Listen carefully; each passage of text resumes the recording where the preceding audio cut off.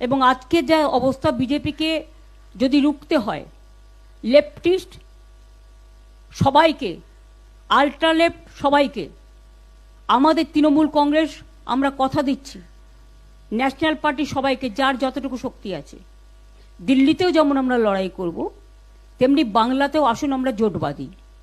যদি কেউ এ ব্যাপারে কোনো রাজনৈতিক দল আমার সাথে কথা বলতে চান, আমি 4টে থেকে 6টা পর্যন্ত অ্যাভেলেবেল আছি অফিসে, আমাকে জানাবেন, আমি নিশ্চয়ই আপনাদের সাথে কথা বলবো। আমার মনে হয় এটা আমি একটা রবীন্দ্রনাথের সামনে দাঁড়িয়ে এই আবেদনটা সবার কাছে রাখলাম।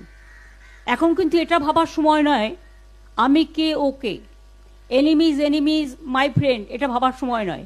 আমাদের ফার্স্ট এনিমি হচ্ছে বিজেপি।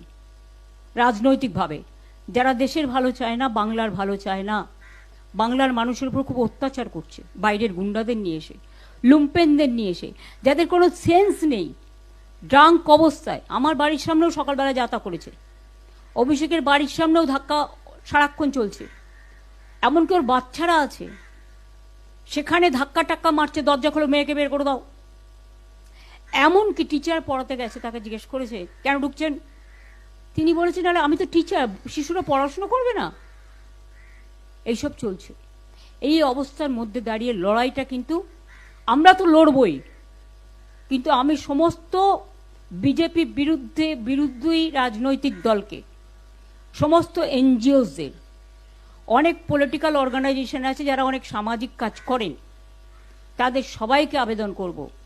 নিউট্রাল অনেক প্ল্যাটফর্ম আছে, তাদেরও আবেদন করব